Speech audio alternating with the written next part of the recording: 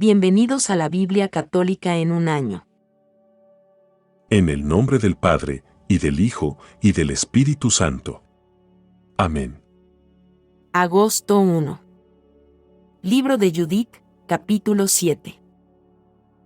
Al día siguiente, Holofernes ordenó a todo su ejército y a toda la tropa de auxiliares que se habían unido a él, que emprendieran la marcha hacia Betulia, que ocuparan los desfiladeros de la montaña y atacaran a los israelitas. Y aquel mismo día, todos sus guerreros levantaron el campamento. Su ejército se componía de 170,000 soldados de infantería, y de 12,000 jinetes, sin contar los encargados del equipaje, y los hombres de a pie que los acompañaban. Era una inmensa multitud. Acamparon en el valle cercano a Betulia, junto a la fuente, y se desplegaron a lo ancho, desde Dotán hasta Belbaim, y a lo largo, desde Betulia hasta Quiamón, que está frente a Esrelón. Al ver aquella multitud, los israelitas quedaron aterrorizados, y se decían unos a otros: Estos van a arrasar toda la tierra, ni las más altas montañas, ni los barrancos, ni las colinas podrán resistir a su poder. Entonces cada uno empuñó sus armas de guerra y montaron guardia toda aquella noche, encendiendo fogatas sobre las torres. Al segundo día, Holofernes hizo desfilar toda su caballería delante de los israelitas que estaban en Betulia. Luego examinó los accesos de la ciudad, inspeccionó los manantiales, se apoderó de ellos y colocó allí un destacamento de soldados. Después volvió a reunirse con sus tropas. Se le acercaron entonces, otra vez los jefes edomitas, los comandantes moabitas y los oficiales del litoral, y le dijeron: Si nuestro Señor se digna escuchar un consejo, no habrá bajas en su ejército. Este pueblo de los israelitas no confía en sus lanzas, sino en las alturas de las montañas donde habitan, porque no es fácil escalar las cimas de sus montañas. Por eso, Señor, no entres en combate con ellos y no caerá ni uno solo de tu pueblo. Quédate en tu campamento y reserva a todos los hombres de tu ejército, basta con que tus servidores se apoderen de la fuente que brota al pie de la montaña, porque de ella sacan el agua todos los habitantes de Betulia, así, devorados por la sed, tendrán que entregar la ciudad.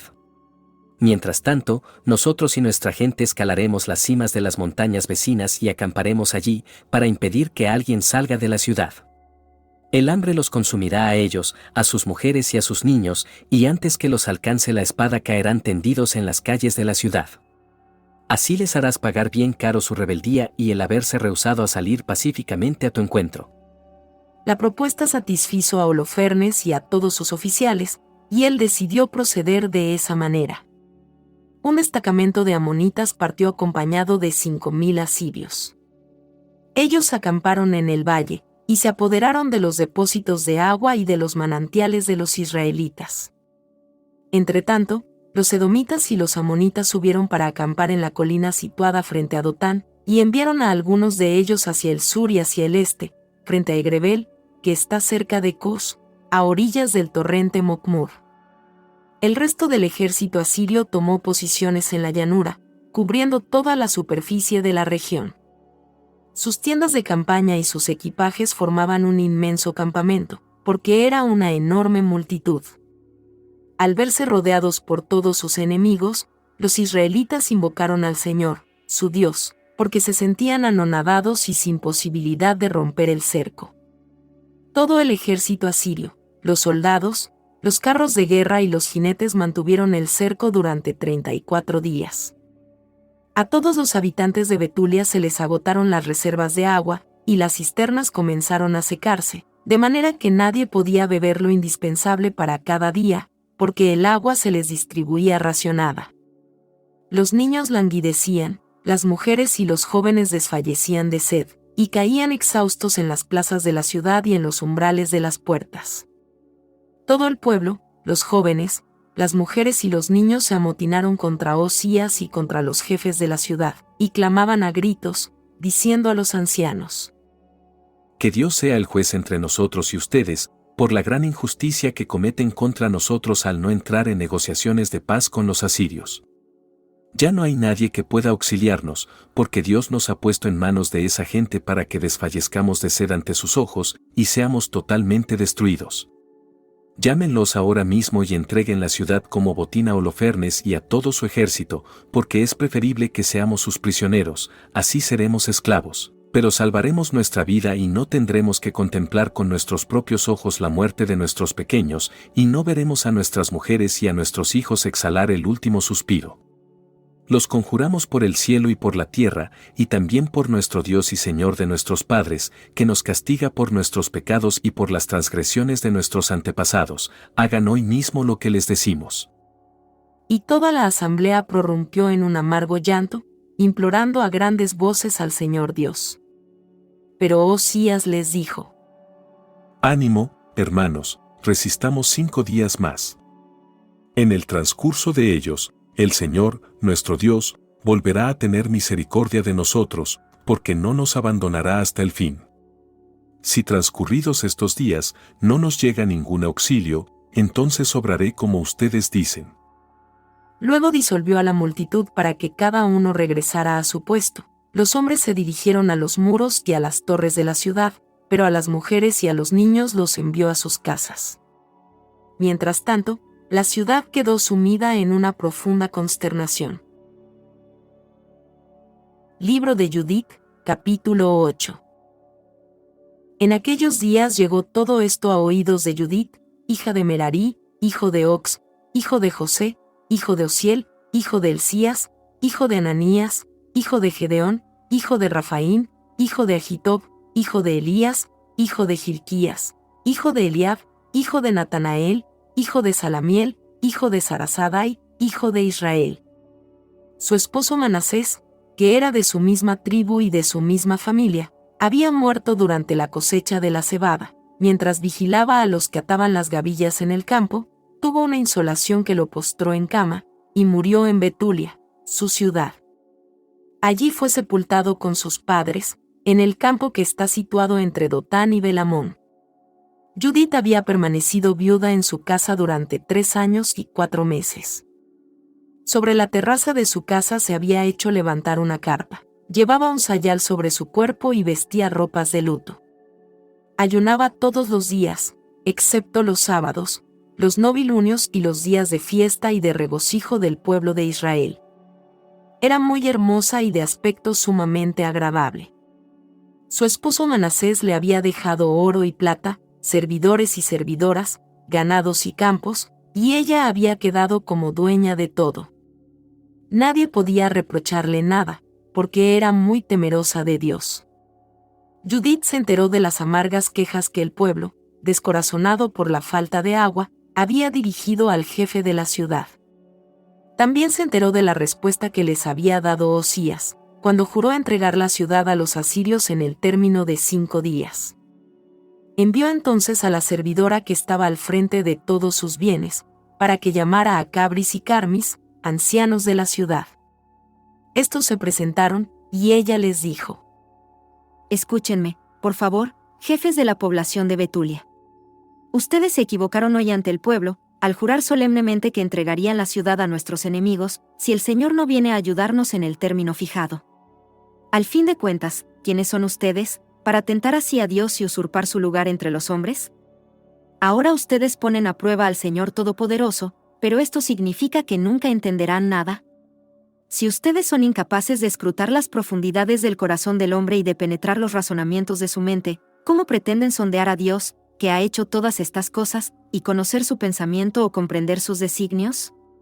No, hermanos, cuídense de provocar la ira del Señor, nuestro Dios.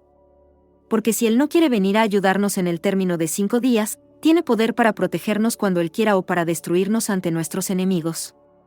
No exijan entonces garantías a los designios del Señor, nuestro Dios, porque Dios no cede a las amenazas como un hombre ni se le impone nada como a un mortal. Por lo tanto, invoquemos su ayuda, esperando pacientemente su salvación, y Él nos escuchará si esa es su voluntad. Porque no hay nadie en nuestro tiempo, ni hay entre nosotros, en el día de hoy, tribu, ni familia, ni comarca, ni ciudad que adore dioses fabricados por mano de hombre, como sucedía en los tiempos pasados. A causa de eso, nuestros padres fueron entregados a la espada y a la depredación, y sucumbieron miserablemente delante de nuestros enemigos. Nosotros, en cambio, no reconocemos otro Dios fuera de Él, por eso esperamos que no nos despreciará, ni a nosotros ni a ninguno de nuestra raza. Si nosotros nos rendimos, caerá toda la Judea y nuestro santuario será saqueado. Entonces tendremos que responder con nuestra propia sangre por esa profanación. Además, el Señor hará recaer sobre nuestra cabeza, en medio de las naciones donde estaremos cautivos, la matanza de nuestros hermanos, la deportación de la gente del país y la devastación de nuestra herencia, y seremos objeto de burla y escarnio por parte de nuestros conquistadores. Porque nuestra esclavitud no nos hará ganar la benevolencia de los vencedores, sino que el Señor, nuestro Dios, la convertirá en deshonra. Por eso, hermanos, demos un buen ejemplo a nuestros hermanos, ya que su vida depende de nosotros, y lo más sagrado que tenemos, el templo y el altar, también dependen de nosotros. Más aún, demos gracias al Señor, nuestro Dios, que nos somete a prueba, lo mismo que a nuestros padres. Recuerden todo lo que hizo con Abraham y en qué forma probó a Isaac, y todo lo que le sucedió a Jacob en Mesopotamia de Siria, cuando apacentaba las ovejas de Labán, hermano de su madre, así como a ellos los purificó para probar sus corazones. De la misma manera, nosotros no somos castigados por él, sino que el Señor golpea a los que están cerca de él, para que eso les sirva de advertencia. Osías le respondió: En todo lo que has dicho te has expresado con sensatez y nadie puede contradecir tus palabras. No es esta la primera vez que se manifiesta tu sabiduría, desde que eras joven, todo el pueblo conoce tu inteligencia y la bondad de tu corazón. Pero ahora el pueblo está consumido por la sed y nos ha obligado a ejecutar lo que le hemos propuesto y a comprometernos con un juramento que no nos es lícito violar. Tú, que eres una mujer piadosa, ruega por nosotros para que el Señor envíe la lluvia que llenará nuestras cisternas y así no quedaremos exhaustos. Judith les respondió: Escúchenme, porque voy a hacer algo que se transmitirá de generación en generación, a los hijos de nuestra estirpe. Esta noche, ustedes se ubicarán ante la puerta de la ciudad. Yo saldré con mi servidora, y antes del plazo fijado para entregar la ciudad a nuestros enemigos, el Señor, por mi intermedio, visitará a Israel. No traten de averiguar lo que voy a hacer, porque no les diré nada hasta haber ejecutado mi proyecto. Osías y los jefes le dijeron: Vete en paz, y que el Señor Dios vaya delante de ti para escarmiento de nuestros enemigos. Luego salieron de la carpa y regresaron a sus puestos. Palabra de Dios. Te alabamos, Señor. Proverbios, capítulo 24. Versículos del 1 hasta el 12. No envidies a los malvados ni desees estar con ellos, porque su corazón solo trama violencia y sus labios no hablan más que de fechorías. Con la sabiduría se construye una casa y con la inteligencia se mantiene firme, con la ciencia se llenan las despensas de todos los bienes preciosos y agradables. Más vale un sabio que un hombre fuerte y un hombre instruido que uno muy vigoroso, porque la guerra se gana con estrategia y la victoria con el número de consejeros. La sabiduría es demasiado elevada para el necio, en la puerta de la ciudad, él no abre la boca. Al que solo piensa en hacer el mal se lo llama maestro en malignidad. La necedad no trama más que el pecado, y el insolente se hace abominable a los hombres. Si flaqueas en el día de la adversidad, qué poca fuerza tienes. Libra a los que son arrastrados a la muerte, salva a los que van con pasos vacilantes al suplicio. Si dices, este no es asunto mío, ¿no lo tendrá en cuenta el que pesa los corazones? Aquel que te observa lo sabrá y retribuirá a cada uno según sus obras. Gloria al Padre y al Hijo y al Espíritu Santo. Como era en el principio, ahora y siempre, por los siglos de los siglos. Amén. Carta a los Romanos, capítulo 4. Versículos del 13 hasta el 25. En efecto, la promesa de recibir el mundo en herencia, hecha a Abraham y a su posteridad, no le fue concedida en virtud de la ley, sino por la justicia que procede de la fe. Porque si la herencia pertenece a los que están bajo la ley, la fe no tiene objeto y la promesa carece de valor, ya que la ley provoca la ira y donde no hay ley tampoco hay transgresión. Por eso, la herencia se obtiene por medio de la fe, a fin de que esa herencia sea gratuita y la promesa quede asegurada para todos los descendientes de Abraham, no solo los que lo son por la ley, sino también los que lo son por la fe. Porque Él es nuestro Padre común, como dice la Escritura. Te he constituido Padre de muchas naciones. Abraham es nuestro padre a los ojos de aquel en quien creyó, el Dios que da vida a los muertos y llama a la existencia a las cosas que no existen. Esperando contra toda esperanza. Abraham creyó y llegó a ser padre de muchas naciones, como se le había anunciado, así será tu descendencia. Su fe no flaqueó, al considerar que su cuerpo estaba como muerto, era casi centenario, y que también lo estaba el seno de Sara. Él no dudó de la promesa de Dios, por falta de fe, sino al contrario, fortalecido por esa fe, glorificó a Dios, plenamente convencido de que Dios tiene poder para cumplir lo que promete. Por eso, la fe le fue tenida en cuenta para su justificación. Pero cuando dice la Escritura, Dios tuvo en cuenta su fe. No se refiere únicamente a Abraham, sino también a nosotros, que tenemos fe en aquel que resucitó a nuestro Señor Jesús, el cual fue entregado por nuestros pecados y resucitado para nuestra justificación. Palabra de Dios. Te alabamos, Señor.